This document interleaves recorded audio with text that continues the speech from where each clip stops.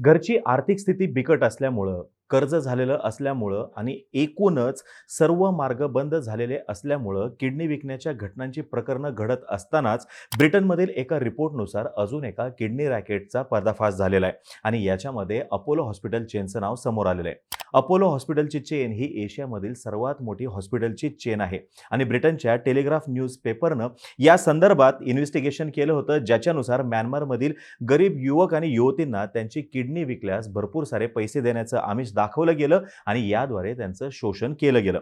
या इन्व्हेस्टिगेशननुसार Apollo hospital cash for किडनीच्या international रॅकेटमध्ये सहभागी असल्याचा सुद्धा ठपका ठेवण्यात आलेला आहे, ज्याच्यामुळं किडनी रॅकेट आणि गरिबाची शोषण करणारी एकूण यंत्रणा परत एकदा रडारवरती आलेली आहे. हा संपूर्ण विषय नेमका काय आहे ते समजून घेऊयात. यासोबतच किडनी विकण्याची वेळ का आली तिथल्या तरुणींवरती हे सुद्धा जाणून घेऊयात. नमस्कार, मी अरुणराज जाधव बोल व्हिडिओवरती तुम्हा सर्वांचं अगदी मनापासून स्वागत करतो. सर्वप्रथम हे समजून घेऊयात की किडनी रॅकेटचे बळी हे गरीब प्रवर्गातलेच जास्त असतात आणि आर्थिक अरिष्ट संपवण्यासाठी यासोबतच त्यांच्याकडून भूतकाळामध्ये ज्या काही आर्थिक चुका झालेल्या होत्या त्या टाळण्यासाठी त्यांच्याकडून हा टोकाचा निर्णय घेतला जातो, ज्याच्यामध्ये भरपूर वेळा वायदा केलेले पूर्ण पैसे मिळत नाहीत आणि मागील वर्षी पुण्यामध्ये असं एक प्रकरण सुद्धा समोर आलेलं होतं. एकूणच बघा, जे मुळामध्ये गरीब होते, पिढ्यानपिढ्या जे गरीब होते, त्यांची गरीब राहण्याची टेंडन्सीच असते आणि त्याच्यातून बाहेर पडण्यासाठी सुद्धा त्यांच्याकडून हा मार्ग अवलंबला जातो असं सांगितलं जातं.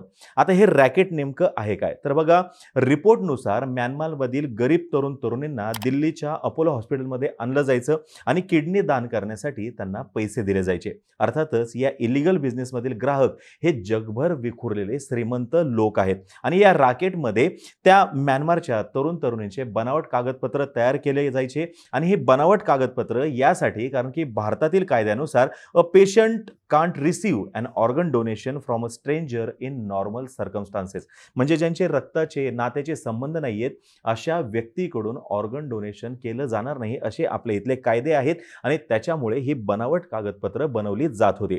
आता किडनीची किंमत नेमकी किती मिळायची? तर बघा, खरं तर ह्या अवयवाची किंमत नाही होऊ शकत, पण या इन्व्हेस्टिगेशन रिपोर्टनुसार खोटी कागदपत्र यासोबतच ऑपरेशन, येण्या जाण्याचा विमानाचा खर्च याच्यासाठी जवळपास 1,80,000 असे लागायचे. आता हे दिसणारे आकडे आहेत, पण न दिसणारा आकडा जो आहे तो म्हणजे किडनी डोनरला नेमके किती मिळायचे, तर 70 ते 80 लाख म्यानमार कॅट्स त्यांना मिळायचे आणि ₹1 बरोबर 25 कॅट्स होतात आणि $1 बरोबर 2100 कॅट्स होतात. म्हणजे तसं बघायला गेलं तर ही फारच तटबुंजी रक्कम आहे आणि याच्यातून त्या युवक युवतींना आयुष्यभराची सजा मात्र निश्चितपणे मिळत असणार आहे. आता हा डोनर कसा शोधला जायचा, तर रिपोर्टनुसार त्यांनी एक खोटी केस तयार केली, ज्याच्यामध्ये किडनी ट्रान्सप्लांट गरजेचं आहे असं सांगितलं गेलं, पण फॅमिली मेंबर कोणीही डोनेट करू शकत नाही असा दिखावा केला गेला.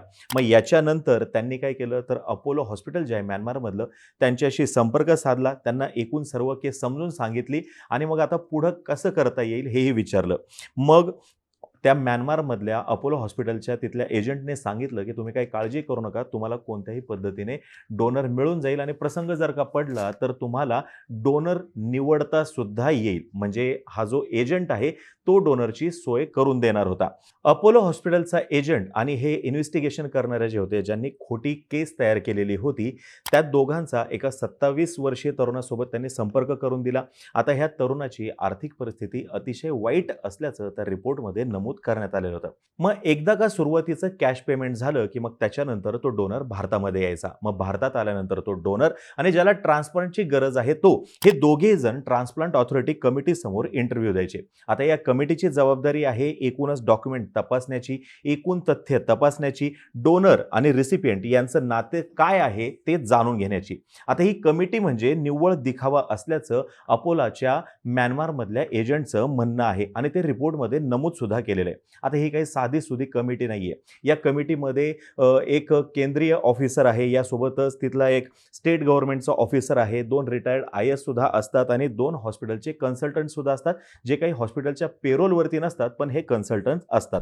आता म्यानमारमधून येताना जर का खोटी कागदपत्र आणलेली आहेत, खोटी वंशावळ आणलेली आहे, खोटं मॅरेज सर्टिफिकेट आणलेलं आहे, यासोबतच नातेसंबंध दाखवणारे सुद्धा जर का डॉक्युमेंट असतील, तर ते केवळ आणि केवळ या कमिटीच्या फसवणुकीसाठी वापरलं गेलेलं आपल्याला दिसून येते. 2016 मध्ये सुद्धा अपोलोमधील 2 कर्मचाऱ्यांवरती किडनी रॅकेटचे आरोप झालेले होते. आता याच्यावरती जो काही निर्णय व्हायचा तो होईल, पण हा एकूणच फार मोठा बिझनेस असल्याचं मात्र याच्यातून स्पष्ट होताना दिसते. अपोलो हॉस्पिटल मी मगाशी सांगितलं तसं एशियामधली सगळ्यात मोठी चेन आहे. त्यांनी हे आरोप फेटाळून लावलेले आहेत आणि हे आरोप चुकीचं असल्याचं सुद्धा म्हणलेलं आहे आणि या एकूणच विषयाला धरून त्यांनी एक एन्क्वायरी कमिटी सुद्धा इनिशिएट केल्याचं सांगितलंय. The national organ and tissue transplant organisation जी आपल्या आरोग्य मंत्रालयाच्या अंतर्गत येते, त्यांनी सुद्धा योग्य ती कारवाई करण्याचे आदेश दिलेले आहेत. आता या किडनी रॅकेटच्या संदर्भात येणाऱ्या काळामध्ये योग्य ती कारवाई होईलच, या संपूर्ण प्रकरणाचा तपास होईलच, पण मूळ प्रश्न असा आहे तो म्हणजे गरीब आणि श्रीमंत यांच्यामध्ये वाढत चाललेल्या दरीचा. आता पॉवर्टीमधला व्ही जो आहे हा गरीब आणि श्रीमंत यांच्यातली दरी दाखवतो असं म्हटलं जातं. म्यानमारमध्ये all is not well. World बँकेने जूनमध्ये एका रिपोर्टमध्ये असं म्हणलं होतं की Myanmar's economy faces permanent damage from distorted policies and the intensifying crisis in the military takeover on फेब्रुवारी 2021. म्हणजे 2021 मध्ये फेब्रुवारीमध्ये तिथल्या मिलिटरीने तिथलं लोकशाही सरकार जे होतं ते उलथवून टाकलं आणि स्वतःच्या हातामध्ये सत्ता घेतली. त्याच्यानंतर त्यांच्या इथं आर्थिक आघाडीवरती सर्व काही आलबेल नाही असं या रिपोर्टमध्ये म्हणलेलं आहे. आंग सान स्यू की यांच्याकडून तिथल्या मिलिटरीने सत्ता हस्तगत केली आणि नंतरच्या काळामध्ये गोष्टी बिघडत गेलेल्या आहेत. महागाई इतकी आहे की ज्या कुटुंबाचं थोडंफार उत्पन्न सुरू आहे त्यांच्या उत्पन्नातील 64% हे फक्त आणि फक्त खाण्यावरतीच खर्च होते. आता तिथली जी ही लष्करशाही आहे त्यांनी अर्थातच राजकीय त्यांचे विरोधक जे आहेत त्यांना या सर्व घटनेसाठी जबाबदार धरलेले. फक्त आम्हीच तुमचं भलं करू शकतो हा जो हुकुमशहांचा एकूण विश्वास आहे, त्यांचं स्वप्रतिमेत अडकणं जे आहे हे तिथल्या जनतेसाठी सर्वत्र त्रासदायक ठरलेलं दिसून येते. पण हे सुद्धा आपल्याला दुर्लक्ष करून चालणार नाही की सुरुवातीला याच जनतेने या हुकुमशहांचं या लष्करशहांचं स्वागत केलेलं होतं आणि नंतरच्या काळामध्ये गोष्टी बिघडत गेलेल्या दिसून येत आहेत. आता तिथल्या युवक युवतींना रोजगार नाहीये, रोजगार देण्याची मार्केटची क्षमता नाहीये आणि सरकार सुद्धा सतत भीती दाखवते की आम्ही जर का निघून गेलो तर असं काहीतरी होईल, तसं काहीतरी होईल आणि नवनवीन फक्त रोज नवीन खोटी आश्वासनं दिली जातात आणि याच्यातून अर्थव्यवस्थेकडे तिथल्या लष्करशहाचं दुर्लक्ष झाल्याचं दिसून आलेलं आहे. इलेक्ट्रिसिटीचा शॉर्टेज आहे, खाण्याचा शॉर्टेज आहे, महागाई मोठ्या प्रमाणामध्ये वाढलेली आहे, बेरोजगारी 40% पलीकडे गेलेली आहे. याच्यामुळेच तिथले तरुण हे किडनी द्यायला अगदी सहजपणे तयार झाल्याचा ठपका सुद्धा या रिपोर्टमध्ये ठेवण्यात आलेला आहे.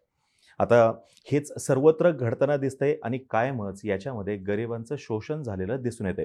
या संदर्भात आता भारत सरकार योग्य ती कारवाई करेलच, पण एकूण जी कमिटीची कार्यप्रणाली आहे ती त्यांना येणाऱ्या काळामध्ये अधिक स्ट्रिक्ट करावी लागणार आहे, तरच याच्यातून योग्य तो मार्ग निघू शकेल. आता तुम्हाला ही माहिती जर का आवडली असेल खाली कमेंट बॉक्समध्ये नक्की सांगा. तोपर्यंत आम्हा सर्वांचे व्हिडिओ जास्तीत जास्त लोकांपर्यंत पोहोचवा आणि चॅनलला सबस्क्राईब करायला विसरू नका. धन्यवाद.